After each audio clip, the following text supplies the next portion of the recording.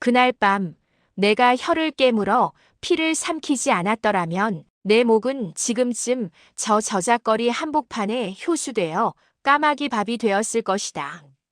70평생 산전수전 다 겪은 나였지만 주둥아리 하나 잘못 놀려 3대가 멸할 뻔했던 그날의 공포는 아직도 오금이 저리게 만든다. 이야기는 딱 이맘때 늦가을 비가 억수같이 쏟아지던 밤에 시작되었다.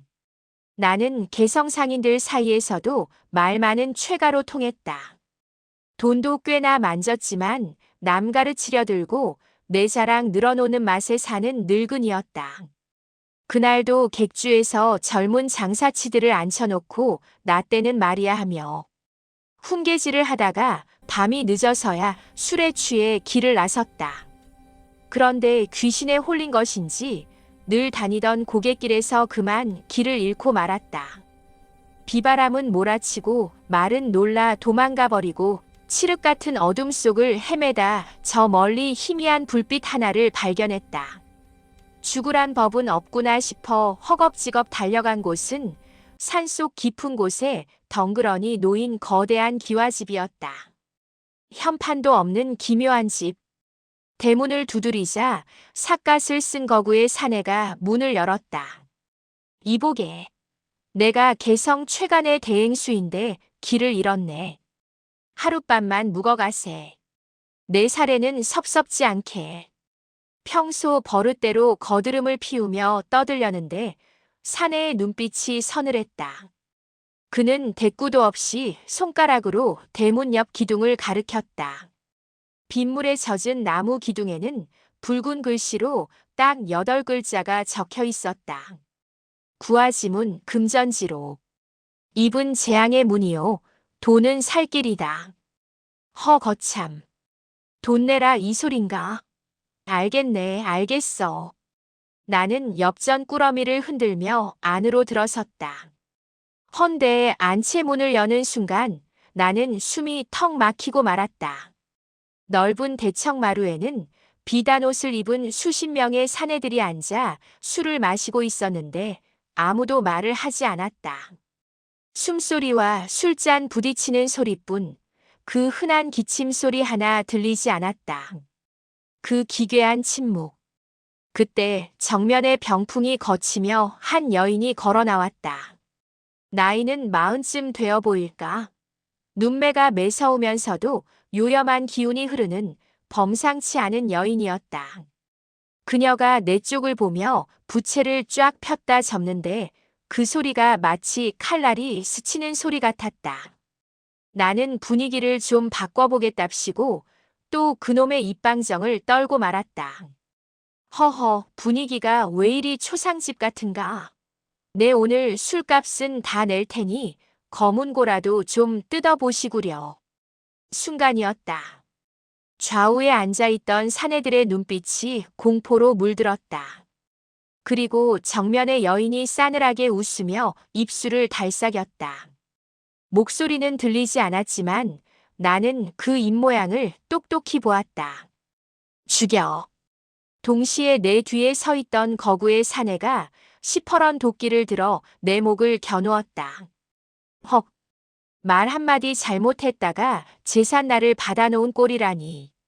사내의 도끼날이 내 목덜미 솜털을 건드리는 그 찰나 여인이 손가락 하나를 펴보이며 내 허리춤에 전대돈 주머니를 가리켰다. 입을 닫고 지갑을 열 것인가? 아니면 이대로 객귀가 될 것인가? 자, 잠깐. 여기 있소. 다 가져가시오. 나는 비명을 지르며 허리춤의 전대를 풀어 헤쳤다. 손이 어찌나 떨리는지 매듭이 잘 풀리지 않아 아예 전대 밑단을 이빨로 뜯어버렸다. 촤르르. 무거운 엽전 꾸러미와 은덩이들이 대청마루 바닥에 요란하게 쏟아졌다. 그 맑은 금속성 소리가 적막한 공기를 갈랐다. 그제야 내 목덜미를 누르던 차가운 도끼날이 스르르 물러났다. 여인은 부채 너머로 눈웃음을 쳤다. 마치 진작 그럴 것이지 하는 듯한 표정이었다. 그녀가 턱짓으로 빈자리를 가리켰다. 나는 다리가 풀려 개처럼 기어가 자리에 앉았다. 심장이 쿵쾅거려 터질 것만 같았다. 술상이 들어왔다. 그런데 기이했다. 술을 따르는 하인들도 술을 받는 손님들도 숨소리조차 내지 않았다. 나는 떨리는 손으로 술잔을 들며 주변을 살폈다. 곁눈질로 옆자리에 앉은 사내를 보니 낯이 익었다. 그는 한양에서 제일 가는 세도가의 자제 김대감이 아닌가. 평소 기방에 가면 목청 높여 떠들기로 유명한 그가 지금은 식은땀을 줄줄 흘리며 바들바들 떨고 있었다. 그의 앞에는 이미 빈 전대와 비단 옷까지, 옷관자까지 수북이 쌓여 있었다. 아, 이곳은 그런 곳이구나. 깨달음이 뇌리를 스쳤다. 이곳은 입을 여는 순간 목숨이 날아가는 곳. 살고 싶으면 입을 닫고 대신 지갑을 열어 끊임없이 침묵값을 치러야 하는 지옥이었다. 술 한 잔을 마시는데도 돈을 내야 했고 숨을 크게 쉬는데도 눈치가 보였다. 내가 가져온 엽전은 순식간에 동이 나기 시작했다. 여인의 눈길이 내게 머물 때마다 나는 살기 위해 끼고 있던 옷가락지, 신고 있던 가신까지 벗어 던져야 했다. 한 시즌 2시간쯤 지났을까. 내 앞에는 이제 아무것도 없었다. 빈털터리가 된 것이다. 초조해지기 시작했다. 가진 게 없으니 불안감이 엄습했다.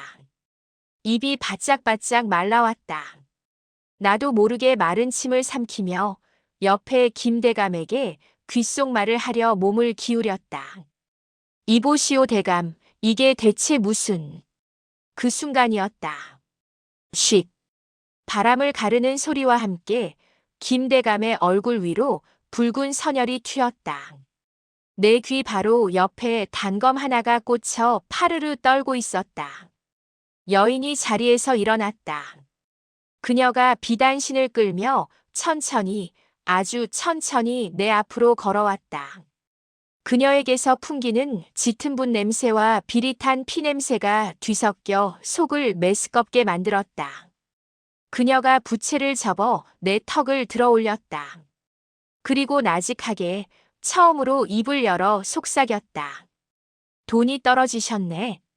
영감. 그녀의 시선이 내 입술에 머물렀다. 탐욕스러운 눈빛이었다. 우리 가게 외상은 사절인데 돈이 없으면 그 질긴 혀라도 대신 받아야겠어. 그녀가 품에서 손가락만 한 작은 집게를 꺼내들었다. 읍, 읍. 차가운 쇠집게 끝이 내 아래 입술에 닿았다. 소름 끼치는 냉기가 척추를 타고 내려가 똥구멍까지 저릿하게 만들었다. 여인의 눈은 웃고 있었지만 그 손에는 한치의 망설임도 없었다. 이대로 혀가 뽑히면 나는 평생 벙어리 신세가 되거나 과다출혈로 이 산골짜기 거름이 될 판이었다. 나는 짐승처럼 고개를 저으며 발버둥 쳤다. 입을 열면 죽는다. 하지만 말을 하지 않고 어떻게 살려달라 빈단 말인가. 순간 내 머릿속에 번개 같은 생각이 스쳤다. 비상금. 그래, 그게 있었지. 나는 급히 내 왼쪽 다리를 들어 올렸다. 그리고 덜덜 떨리는 손으로 흙투성이가 된 버선을 벗겨냈다. 여인이 이게 무슨 추태냐는 듯 미간을 찌푸리며 집게를 잠시 멈췄다. 나는 버선목 깊숙한 곳, 꼬랑내 나는 발 뒤꿈치 쪽에 꿰매 두었던 꼬깃꼬깃한 종이 뭉치를 끄집어냈다. 그것은 내 전 재산이나 다름없는 1000냥짜리 어음약 소거음이었다. 개성에서 한양으로 물건을 떼러 갈 때 쓰려고 목숨처럼 숨겨둔 돈이었다. 나는 울며 겨자 먹기로 그 종이를 여인의 코앞에 내밀었다. 여인이 집게를 거두고 종이를 받아들었다.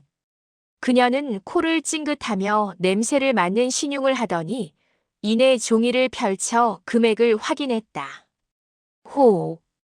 천냥이라. 그녀의 붉은 입술꼬리가 기이하게 말려 올라갔다. 영감, 냄새는 고약하지만 돈 냄새만큼은 향기롭구려. 진작 이럴 것이지. 그녀가 어음을 자신의 가슴팍 옷깃 속으로 스르르 집어넣었다. 그리고는 들고 있던 집게를 탁 하고 술상 위에 내려놓았다. 좋아. 이 돈으로 당신의 그 새치현은 샀어. 나는 그제야 막혔던 숨을 허억하고 토해냈다. 온몸에 땀이 비오듯 쏟아졌다. 살았다. 전 재산을 날렸지만 어쨌든 목숨은 부지했다. 이제 썩 물러가면 그만이다. 나는 비틀거리며 일어나 뒷걸음질 쳤다. 그런데 방문을 향해 몸을 돌리려는 순간 여인의 차가운 목소리가 내 발목을 잡았다. 어딜 가시나? 혀값은 치렀지만 입장료는 아직 안 냈는데. 네. 나도 모르게 얼빠진 소리가 튀어나왔다. 동시에 여인의 눈빛이 다시 살기로 번뜩였다. 아차 싶어 입을 틀어막았지만 이미 늦었다. 쯧쯧. 방금 또 입을 여셨네. 규칙을 어겼으니 벌을 받아야지. 그녀가 손짓하자 대청마루 구석에 있던 병풍이 스르르 거쳤다. 그리고 그 뒤에 숨겨져 있던 비밀의 방이 드러났다. 그 안을 들여다본 순간 나는 내 눈을 찔러버리고 싶을 만큼 후회했다. 차라리 혀를 내주고 도망칠 걸. 그 방 안에는 사람 하나가 묶여 있었는데 그는 바로 며칠 전 실종되었다던 우리 고을 사또의 아들 김도령이었다. 맞지? 여인이 내 귀에 대고 나직하게 속삭였다. 돈이 다 떨어진 손님은 저렇게 우리 일을 도와야 해. 자, 선택해. 저 도령의 목을 칠 텐가 아니면 자네가 저 옆에 나란히 묶일 텐가. 내 손에 쥐어진 건 아까 그 쇠집게보다 더 크고 날카로운 식칼이었다. 자, 어서. 해 뜨기 전까지 끝내야지. 여인의 목소리는 나긋나긋했지만 내 등에 꽂히는 시선은 얼음장보다 차가웠다. 손에 쥐인 식칼이 천근만근 무거웠다. 내 앞에는 고을 사또의 금쪽 같은 외동아들 김도령이 재갈을 문 채 눈물 콧물을 쏟으며 나를 올려다보고 있었다. 이걸 찌르면 나는 살인자가 된다. 평생 쫓기는 신세가 된다. 하지만 못하겠다고 버티면 저 뒤에 서 있는 도끼 든 거구놈이 내 머리통을 수박처럼 쪼개버릴 게 뻔했다. 진퇴양난. 호랑이 아가리에 머리를 넣은 꼴이었다. 읍. 김도령이 필사적으로 고개를 저으며 살려달라 애원했다. 그 눈빛을 보니 불현듯 고향에 있는 내 늦둥이 아들 녀석 얼굴이 겹쳐 보였다. A씨, 빌어먹을 팔자야. 나는 눈을 질끈 감았다. 그리고 짐승 같은 비명을 지르며 칼을 높이 쳐들었다. 으악! 여인이 흡족한 듯 부채를 접으며 입꼬리를 올리는 순간이었다. 캉! 내 칼끝은 김도령의 목이 아니라 그 옆에 놓인 나무 기둥을 세게 내리찍었다. 칼날이 깊이 박히며 손잡이가 파르르 떨렸다. 못하겠소. 차라리 날 죽이시오. 나는 바닥에 주저앉으며 울부짖었다. 사람 죽이는 것 빼고는 다 해본 장사치였지만 차마 내 손에 어린 놈의 피를 묻힐 수는 없었다. 그게 70 먹은 늙은이의 마지막 자존심이었다. 정적이 흘렀다. 여인의 얼굴에서 웃음기가 싹 가셨다. 호. 기회를 줘도 발로 차시네. 그녀가 손가락을 까닥하자 뒤에서 대기하던 거구의 사내가 성큼성큼 다가왔다. 그가 든 도끼가 촛불을 받아 번쩍였다. 내 머리 위로 거대한 그림자가 드리워졌다. 아, 이제 정말 끝이구나. 나는 오줌을 지리며 바닥에 머리를 쳐박았다.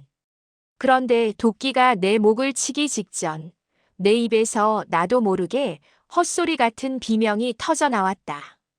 자, 잠깐. 내게 돈보다 더 귀한 정보가 있소. 이 도령놈 목숨값보다 비싼 비밀 말이오. 살기 위해 아무 말이나 내뱉은 것이었다.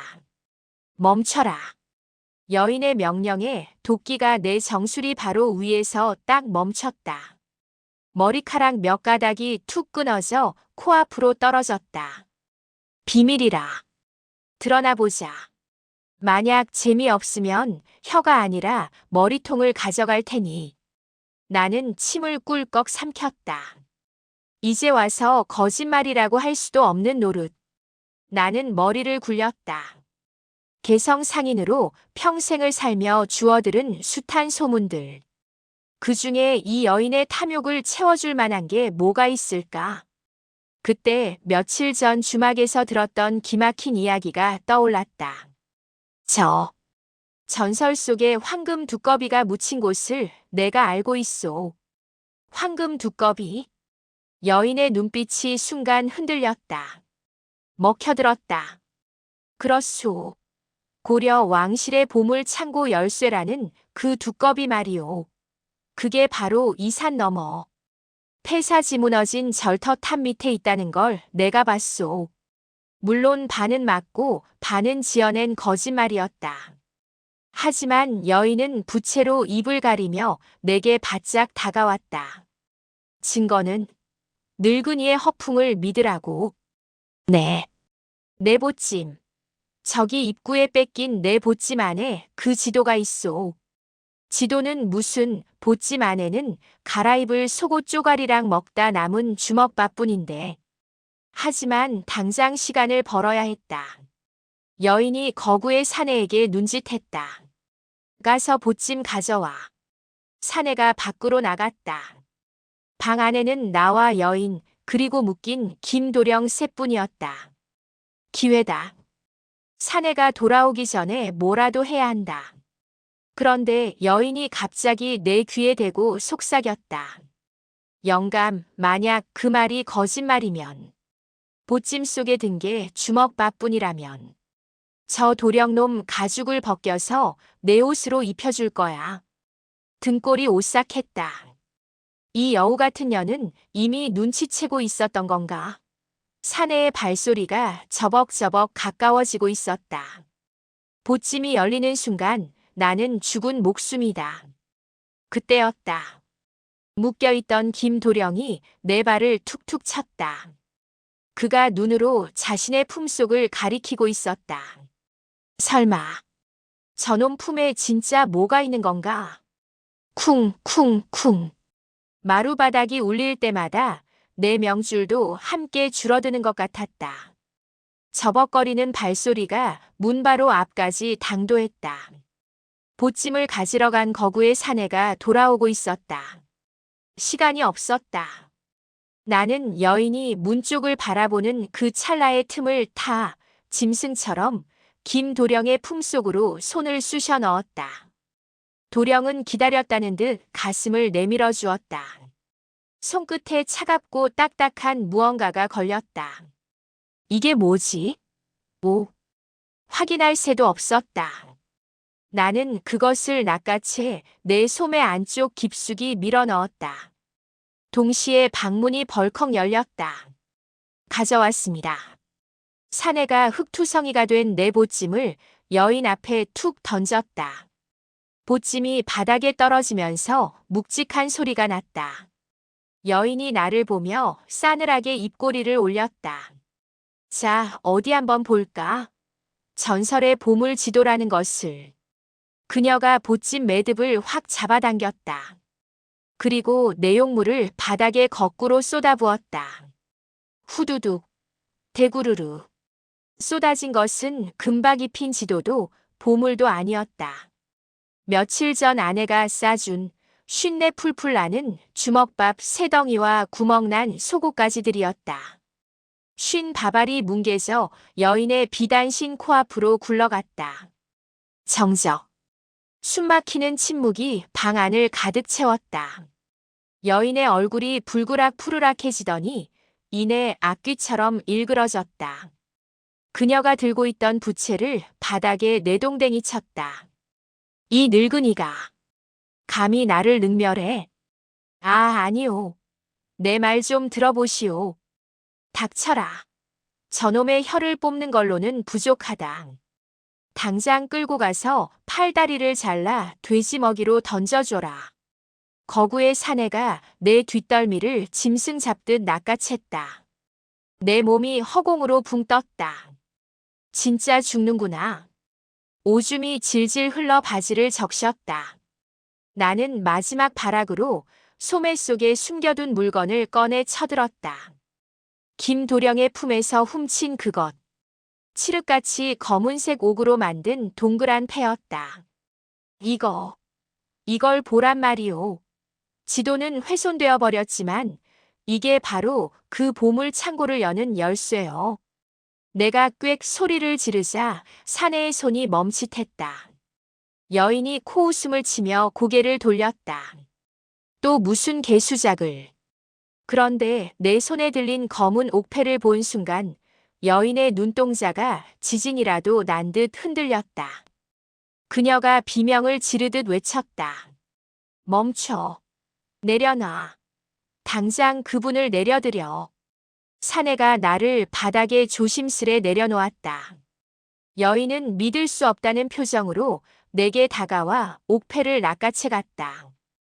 그녀는 옥패를 촛불에 비추어 보며 손을 벌벌 떨었다. 이 문양. 흑룡. 이건 왕실의 밀사만이 지니는 신표가 아닌가. 그녀가 천천히 고개를 들어 나를 쳐다보았다. 방금 전까지 나를 벌레 보듯 하던 눈빛이 이제는 두려움과 경악으로 가득 차 있었다. 영감. 아니, 대감. 정체가 뭡니까?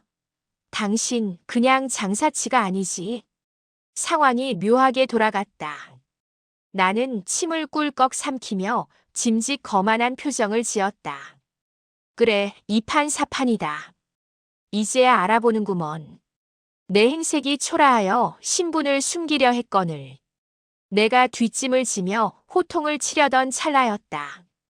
묶여있던 김도령이 갑자기 으붑 하며 미친 듯이 몸부림을 쳤다. 그리고 그의 품에서 또 다른 무언가가 툭 하고 바닥으로 떨어졌다. 그것은 붉은 피가 묻은 여인의 필체로 적힌 서찰 통이었다. 여인이 그 서찰을 집어들더니 표정이 다시 한번 기괴하게 뒤틀렸다. 그녀가 나를 보며 으르렁거렸다. 왕실 밀사? 웃기고 있네. 이 서찰. 우리 가게에서 도망친 배신자가 훔쳐간 살생부잖아. 그녀가 옥패를 쥔 손에 힘을 주며 내게 한 발짝 다가왔다. 너 그놈이랑 한패였구나. 제육화 제목놈을 팔아야 내가 산다. 이놈과 한패라니. 당치도 않소.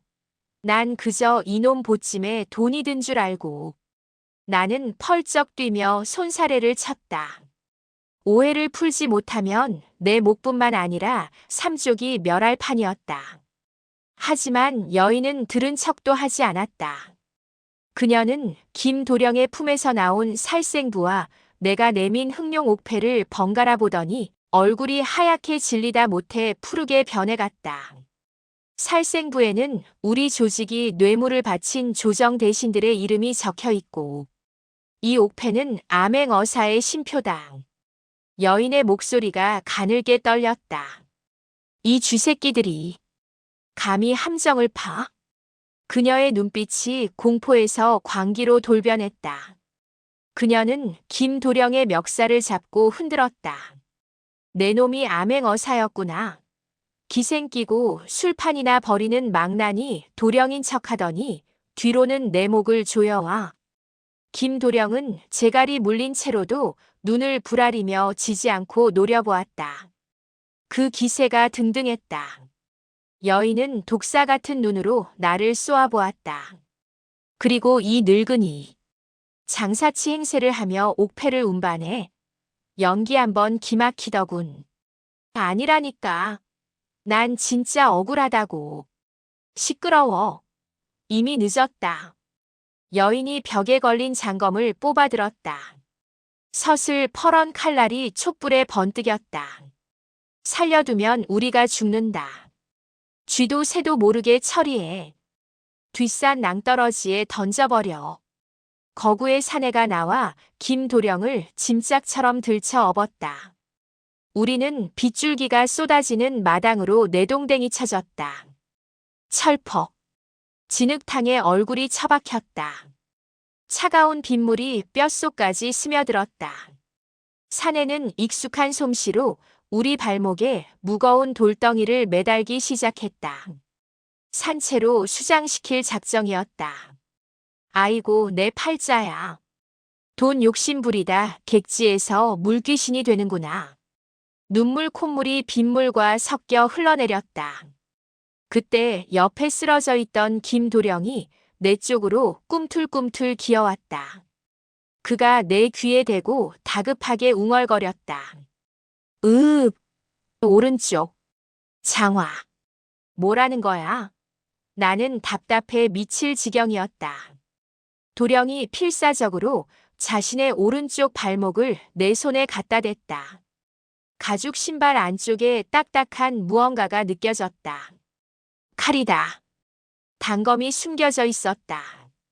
나는 거구의 사내가 밧줄을 가지러 간 사이 떨리는 손으로 도령의 신발 속으로 손을 집어넣었다. 손가락 끝에 차가운 쇠붙이가 닿았다. 이걸로 밧줄을 끊고 도망칠 수 있을까? 아니면 저놈을 찌르고. 망설일 시간이 없었다. 나는 단검 자루를 꽉 쥐고 힘껏 뽑아냈다. 이 늙은이가 미쳤나? 언제 왔는지 여인이 내 손목을 걷어찼다. 악!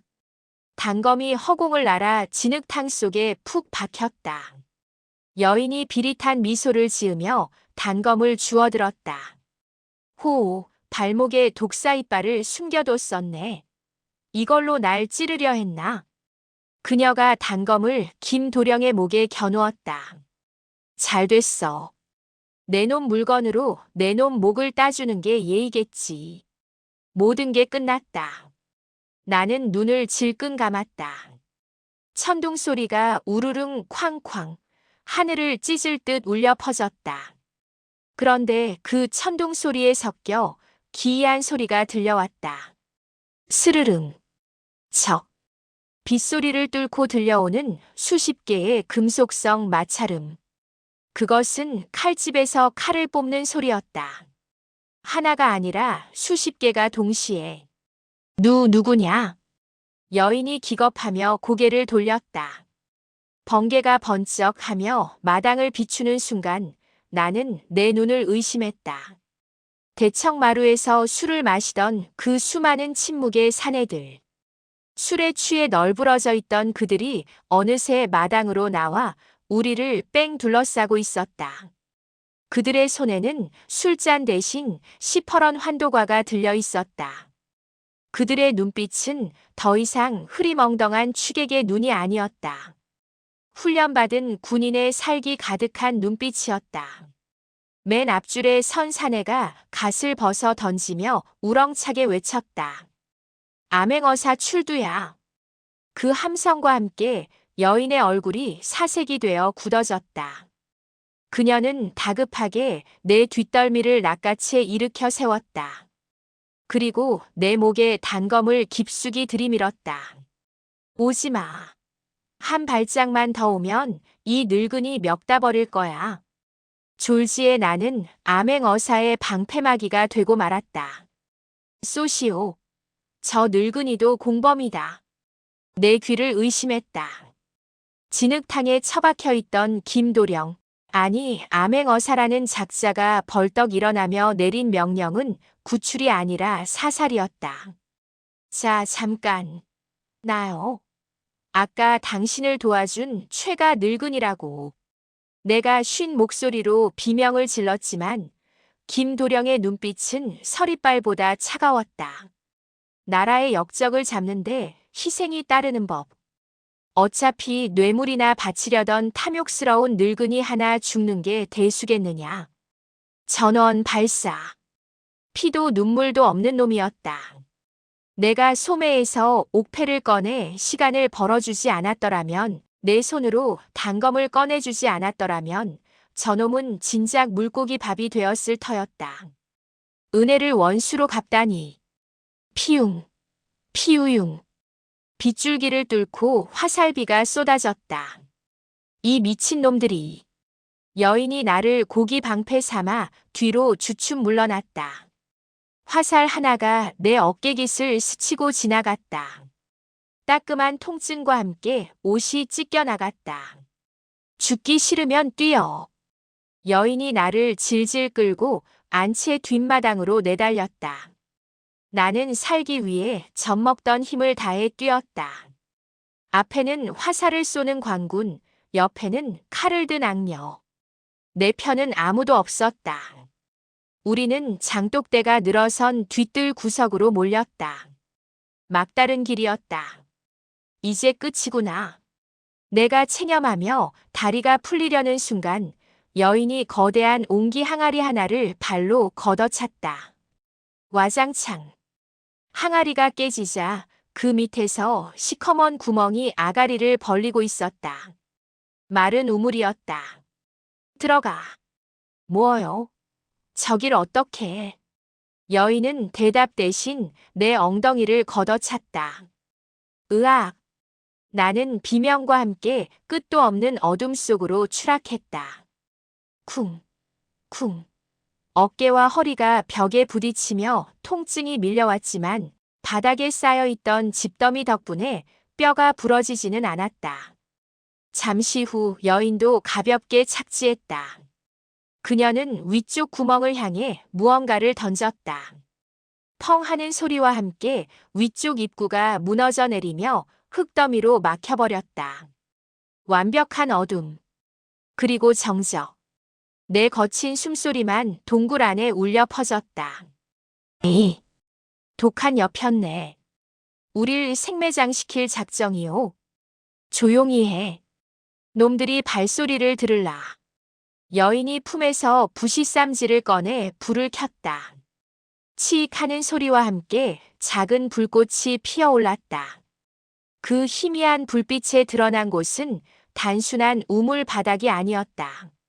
사람이 깎아 만든 거대한 지하 통로였다. 그리고 벽면을 따라 수백 개의 붉은 부적들이 덕지덕지 붙어 있었다. 여기가 어디요? 도망치는 쥐구멍이자 내 진짜 금고로 가는 길이지. 여인은 헝클어진 머리를 쓸어 넘기며 싸늘하게 웃었다. 영감, 운 좋은 줄 알아. 저 암행어사놈 사실은 어사가 아니야. 뭐? 옥패도 있고 군사들도 부렸잖소. 진짜 어사라면 인질부터 살리려 했겠지. 놈은 내 구역과 돈을 뺏으러 온 한양 왈패 우두머리 백정이야. 광군 복장을 훔쳐 입고 연기를 한 거라고. 머리가 띵했다. 도둑놈 소굴에 깡패놈들이 쳐들어온 꼴이라니. 그때였다. 통로 저편에서 쇠사슬 긁는 소리가 들려왔다. 절그럭, 절그럭, 쉿. 여인이 황급히 불을 껐다. 영감, 냄새나지 않아? 피냄새 말고. 짐승 누린내. 어둠 속에서 두 개의 붉은 안광이 우리를 향해 다가오고 있었다. 사람이 아니었다. 이 지하 통로를 지키는 무언가가 있었다. 제파라 제목 피냄새를 맡은 지하의 파수꾼. 크르르르. 그르렁거리는 소리가 동굴 바닥을 울렸다. 칠흑 같은 어둠 속 붉은 안광 두 개가 위아래로 춤을 추듯 흔들리며 다가왔다. 허헉. 저게 뭐예요? 호랑이요? 내가 엉덩이 걸음으로 뒷걸음질 치자 여인이 내 입을 틀어막았다. 그녀의 손바닥이 축축하게 젖어 있었다. 천하의 요부인 그녀조차 떨고 있었다. 쉿. 숨도 쉬지 마. 흑귀야. 흑귀? 내가 키우는 사냥개다. 덩치가 송아지만한 티베트산 맹견이지. 놈은 눈이 없어. 대신 소리와 냄새로 사냥감을 찢어발기지. 말이 끝나기 무섭게 어둠 속에서 거대한 그림자가 불빛 범위를 침범했다. 검은 털이 곤두선 괴물 같은 개가 침을 질질 흘리며 코를 킁킁거리고 있었다. 문제는 냄새였다. 아까 화살에 스친 내 어깨 상처에서 비릿한 피냄새가 진동을 하고 있었다. 놈의 콧구멍이 벌름거렸다. 놈이 고개를 획 돌려 정확히 내가 있는 쪽을 향했다. 젠장, 피냄새를 맡았어. 여인이 소리쳤다.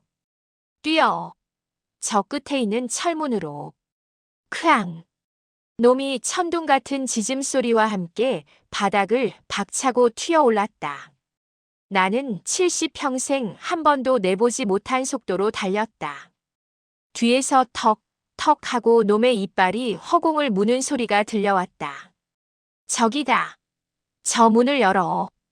막다른 골목 끝 육중한 무쇠문이 보였다. 여인이 품에서 열쇠 꾸러미를 꺼내 던졌다. 나는 손이 안 보일 정도로 열쇠를 구멍에 쑤셔 넣고 돌렸다.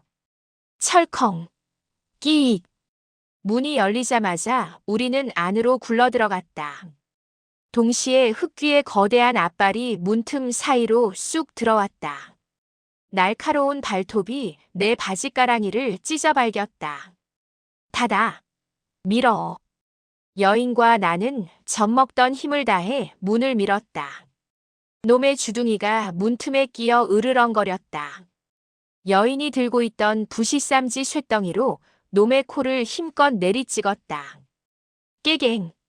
놈이 주둥이를 빼는 찰나 쾅 하고 문을 닫고 빗장을 질렀다. 쿵, 쿵, 쿵. 밖에서 놈이 문을 들이받는 충격에 동굴 전체가 울렸다. 우리는 문에 등을 기대고 거친 숨을 몰아쉬었다. 하, 하. 살았소. 이제 살았어. 그제야 정신을 차리고 주변을 둘러보았다. 여인이 다시 불을 켰다. 내 입에서 억소리가 절로 나왔다. 그곳은 단순한 대피소가 아니었다. 여인이 평생을 바쳐 긁어모은 진짜 보물 창고였다. 방 전체가 은괴와 금괴로 가득 차 있었다. 아니, 돈뿐만이 아니었다. 벽면 가득히 꽂혀있는 수천 권의 장부들. 이게 다 뭡니까? 조선 팔도 고관 대작들의 약점이 적힌 비밀 치부책들이지. 이 방 안에 있는 종이 한 장이면 정승 판서 목도 날아가는 거야. 여인이 씁쓸하게 웃으며 금괴 더미 위에 주저앉았다. 그런데 그때였다. 치익. 천장의 작은 환기구 구멍에서 웬 액체가 비 오듯 쏟아져 내리기 시작했다. 고약한 기름 냄새가 코를 찔렀다. 이게 무슨 냄새요? 내가 묻자 여인의 얼굴이 사색이 되었다. 기름이야. 고래 기름. 그리고 환기구 너머로 그 가짜 암행어사 백정놈의 걸걸한 목소리가 울려 퍼졌다. 거기 숨으면 모를 줄 알았냐? 도간에 든 쥐새끼들아. 돈을 못 가지면 차라리 다 태워버리는 게 내 방식이지. 툭. 불이 붙은 집단 하나가 환기구 구멍을 통해 떨어졌다. 화르륵. 바닥에 고인 기름에 불이 붙었다. 앞에는 활활 타오르는 불길, 뒤에는 미쳐 날뛰는 식인견. 퇴로가 없었다. 안 돼. 내 돈. 내 장부. 여인이 불길 속으로 뛰어들려 했다. 콜록, 쿨럭. 이러다 훈제구이가 되겠소. 숨을 들이쉴 때마다 폐가 타들어가는 것 같았다. 좁은 보물 창고는 순식간에 불지옥으로 변했다. 금괴가 달궈져 시뻘건 빛을 뿜었고 천장에서 떨어지는 고래 기름은 멈출 기미가 없었다. 내 장부, 내 돈. 여인은 반쯤 미쳐 있었다. 불길 속에서 타들어가는 장부들을 맨손으로 끄집어내려다 손을 대면서도 비명을 지르지 않았다. 그녀의 눈은 오직 품에 안은 붉은색 가죽 서책, 그 비밀 장부 하나에만 꽂혀 있었다. 정신 차려. 돈이고 나발이고 살아야 할 것 아니오. 나는 여인의 뺨을 후려갈겼다. 짝. 고개가 돌아간 여인이 도끼 어린 눈으로 나를 노려보았다. 문 열어.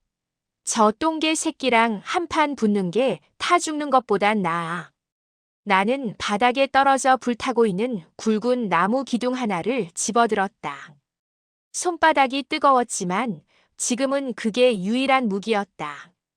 하나, 둘, 셋 하면 미는 거요. 우리는 동시에 빗장을 풀고 철문을 걷어찼다. 쾅! 문이 열리자마자 갇혀있던 열기와 연기가 폭발하듯 밖으로 뿜어져 나갔다. 문 밖에서 으르렁대던 거대 맹견 흑귀가 뜨거운 열풍에 화들짝 놀라 뒷걸음질 쳤다. 지금이다. 비켜라 이 축생아. 나는 불타는 나무 기둥을 놈의 면상에 냅다 찔러 넣었다. 깨갱, 캥. 코끝이 그을린 놈이 고통스러운 비명을 지르며 바닥을 굴렀다.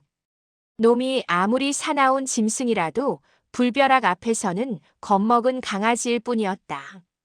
뛰어. 우리는 연기 속을 뚫고 복도로 뛰쳐나왔다. 그런데 우리가 들어왔던 입구 쪽에서 횃불 무리가 내려오고 있었다. 그 가짜 암행어사, 백정놈의 패거리였다. 잡아라. 쥐새끼들이 나온다. 앞에는 칼든 깡패들, 뒤에는 화난 식인견. 사면초가였다. 그때 여인이 복도 중간에 있는 기이한 석상 뒤로 나를 잡아 끌었다. 이쪽이야. 냉동 창고. 그녀가 석상에 눈을 꾹 누르자 벽이 회전문처럼 스르르 돌아갔다. 우리는 그 틈으로 몸을 날렸다. 쿵. 벽이 닫히자마자 바깥의 소음이 차단되었다. 그리고 추워. 방금 전까지 불지옥이었는데 이곳은 입김이 나올 정도로 서늘했다. 거대한 얼음 덩어리들이 쌓여있는 석빙고였다. 나는 안도의 한숨을 내쉬며 주저앉았다. 그런데 여인은 쉬지도 않고 얼음더미 깊숙한 곳으로 걸어갔다. 여보. 나왔어. 여보. 이 여자가 미쳤나? 나는 홀린 듯 그녀를 따라갔다. 그리고 석빙고 가장 안쪽 거대한 얼음 기둥 뒤에서 믿을 수 없는 광경을 목격했다. 웬 사내 하나가 쇠사슬에 묶인 채 반쯤 얼어붙은 상태로 앉아 있었다. 헝클어진 머리카락 사이로 드러난 얼굴은 창백했지만 눈빛만은 살아있었다. 내가 놀라 뒷걸음질 치는데 여인이 사내의 뺨을 어루만지며 소름 끼치게 웃었다. 영감 인사해. 이 사람이 진짜야. 진짜라니? 진짜 암행어사. 밖에서 설치는 백정놈이 흉내내고 있는 그 사람 말이야. 그때였다. 얼음 속에 갇혀있던 사내가 쉰 목소리로 입을 열었다. 그놈을 데려왔느냐? 사내의 시선이 정확히 나를 향했다. 아니, 정확히는 내 품속에 있는 흑룡 옥패를 보고 있었다. 그래요. 당신이 그토록 찾던 연결책을 내가 데려왔어. 여인이 내 쪽으로 고개를 돌렸다. 그녀의 손에는 어느새 얼음을 깨는 뾰족한 송곳이 들려 있었다.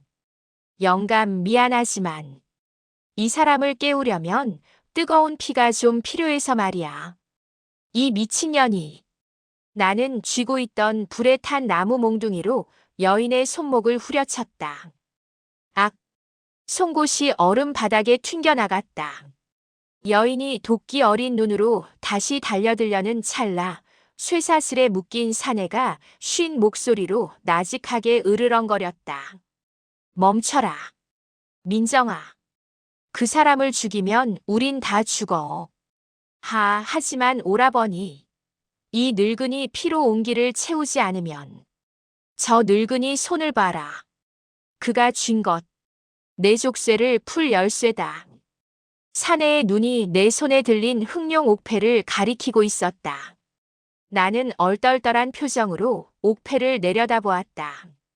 뒷면에 작은 홈이 파여 있었는데 사내의 손목을 조인 족쇄의 구멍과 모양이 딱 맞아 보였다. 이걸로 풀 수 있소. 어서. 놈들이 오기 전에. 나는 떨리는 손으로 옥패를 족쇄 구멍에 끼워 맞췄다. 딸깍. 경쾌한 소리와 함께 육중한 쇠고랑이 풀렸다. 사내가 비틀거리며 내 어깨에 쓰러지듯 안겼다. 몸이 얼음장처럼 차가웠지만 심장만은 용광로처럼 뜨겁게 뛰고 있었다. 고맙소, 대감. 내 이름은 이몽룡. 썩어 빠진 조정에 염증을 느껴 잠시 눈을 감고 있었지. 이몽룡. 춘향전에 나오는 그 이몽룡. 이름 한번 기막히네. 그때였다. 쾅, 쾅. 우리가 들어온 회전문 벽이 굉음과 함께 금이 가기 시작했다. 밖에서 백정놈들이 오한마로 벽을 부수고 있는 게 분명했다. 나왔다. 여기 숨어 있었구나. 벽 틈으로 백정의 걸걸한 웃음소리가 새어 들어왔다. 여인이 사색이 되어 내 팔을 붙잡았다. 어떡해. 이제 다 끝이야. 우린 다 죽었어. 하지만 쇠약해진 이몽룡은 오히려 피 섞인 침을 뱉으며 섬뜩하게 웃었다. 끝이라니. 이제 시작인데. 그가 비틀거리며 얼음더미 구석으로 걸어갔다. 그리고 쌓여있던 얼음 블록 하나를 힘겹게 밀어냈다. 그러자 그 밑에서 시커먼 나무통들이 모습을 드러냈다. 코를 찌르는 매캐한 냄새. 나는 기겁하며 뒷걸음질 쳤다. 이건 염초화약 원료 아닙니까? 그렇소. 내가 이곳에 스스로 갇힌 이유지.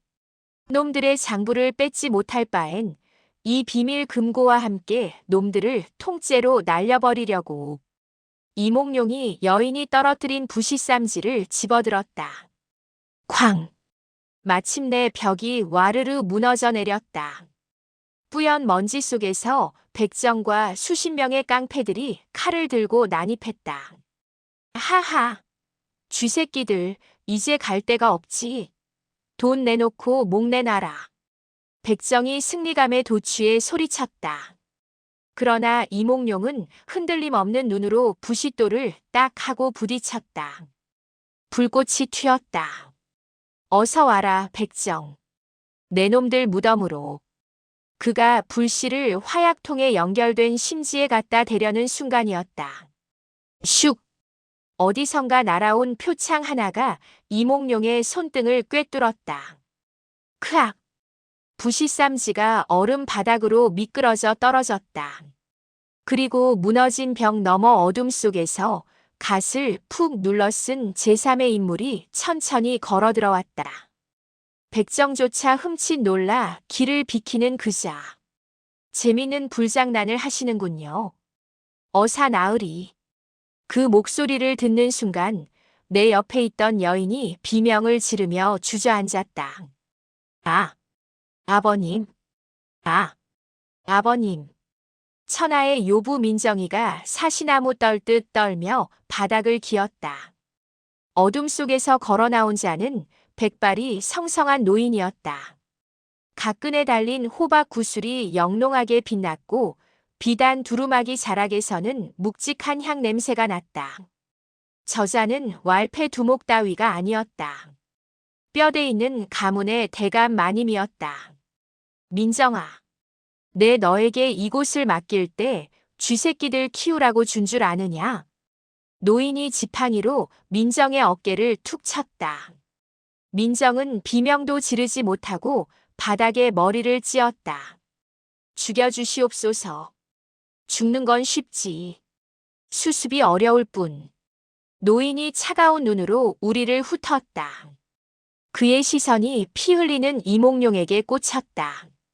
이 여사, 자네 부친과는 바둑도 두던 사이인데 꼴이 말이 아니구먼.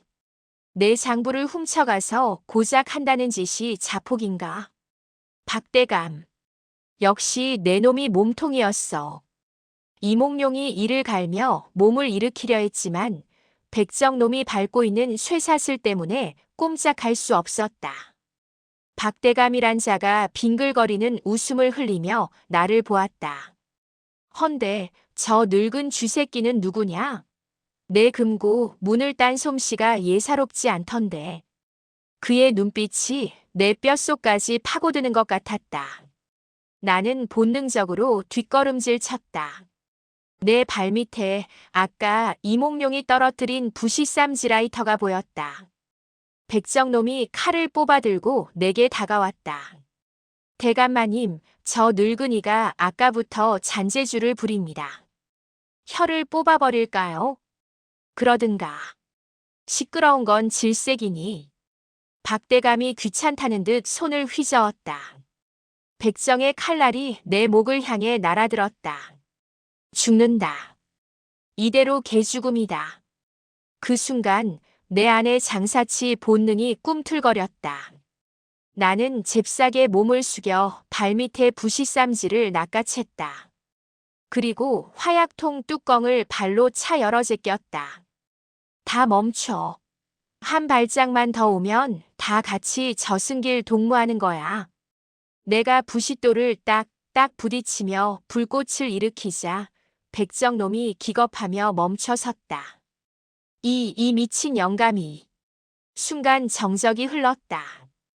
얼음 창고 안에는 내 거친 숨소리와 부싯돌 부딪히는 소리만 울렸다. 70평생 엽전만 세던 손이 덜덜 떨렸다. 불꽃이 화약 가루 위로 떨어질 듯 말 듯 위태로웠다. 그런데 박대감은 눈 하나 깜짝하지 않았다. 호. 배짱 한번 두둑하구나. 장사치라 했느냐? 계산이 빠르겠군. 그가 지팡이를 짚고 천천히, 아주 천천히 내게 걸어왔다. 화약통 바로 앞까지. 영감. 자네 눈을 보면 알지. 자네는 돈을 너무 사랑해. 죽기에는 아까운 목숨이야. 안 그래? 놈이 내 심리를 꿰뚫고 있었다. 쏘시오. 쏠 수 있으면. 박대감이 내 코앞까지 얼굴을 들이밀었다. 그의 눈동자 속에 비친 나는 불씨를 쥐고도 차마 던지지 못하는 겁쟁이 늙은이였다. 못하겠지. 그럼 거래를 하자. 박대감이 품에서 주먹만한 금덩어리 하나를 꺼내 내 발치에 툭 던졌다. 그 불씨 끄고 이리 오게. 내 자네를 이 구역의 새로운 관리인으로 써주지. 저 계집 대신 말이야.